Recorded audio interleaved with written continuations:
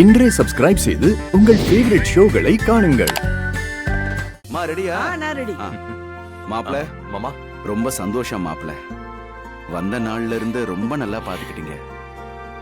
எங்களுக்கு எந்த குறையும் வைக்கல, நல்லா கவனிச்சுக்கிட்டீங்க. இந்த 4 நாள் போனதே எங்களுக்கு தெரியலன்னா பாருங்களேன். தேங்க்யூ மாமா.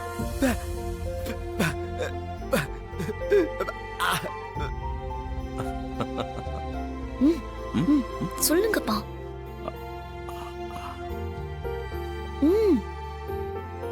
என்ன என்ன அஞ்சலி? ஒண்ணு இல்லைங்க. இல்ல மாமாவை ஏதோ சொல்ற. ஐயோ இல்லைங்க, அது அப்பாவே உங்ககிட்ட பேசணும்னு சொன்னேன். ஏய் கேடி, நல்லா சமாளிக்க கத்துக்கிட்டியே. ஐயோ அப்பா சொல்லாத. ஒண்ணும் இல்ல மாப்ள, வந்ததுல இருந்து அஞ்சலி கூடவே இருந்தா. இப்ப திடீர்னு விட்டுட்டு போயிட்டா அவளுக்கு கஷ்டமா இருக்கும். ஓஹோ, எங்களுக்கும் கஷ்டம்தான்.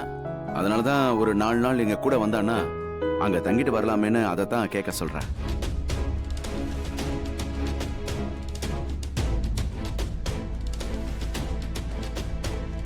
உங்களுக்கு விருப்பம் இல்லைன்னா வேணாம் மாப்பிள்ள, ஒன்னும் பிரச்சனை இல்ல.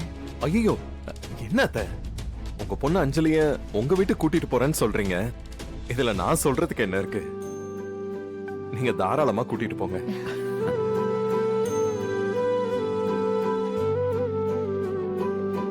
ஏங்க, நான் இல்லாம நீங்க எப்படி தனியா இருப்பீங்க? அதெல்லாம் ஒண்ணும் பிரச்சனை இல்ல அஞ்சலி, நான் பாத்துக்கிறேன். 4 நாள் தானே. ஏன் மாப்ள, 4 நாள் எங்க வீட்ல இருந்து ஆபீஸ்க்கு போலாம்ல?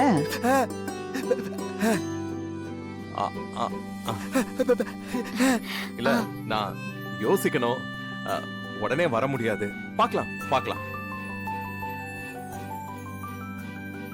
அஞ்சலி டைம் ஆயிடுச்சு, சீக்கிரம் போய் உன் ட்ரெஸ் எல்லாம் பேக் பண்ணு போ.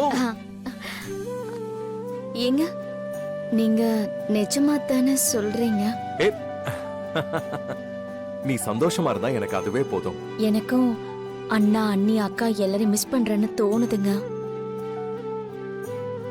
அவங்க கூட நான் ஒரு 4 நாள் இருந்துட்டு வந்தேன்னா எனக்கு கொஞ்சம் சந்தோஷமா இருக்குங்க.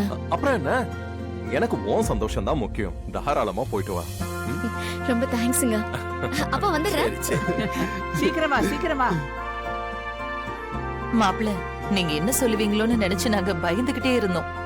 ஐயோ அத்தை, நான் உங்களுக்கு வெறும் மருமக மட்டும் கிடையாது, நான் உங்க மக மாதிரி.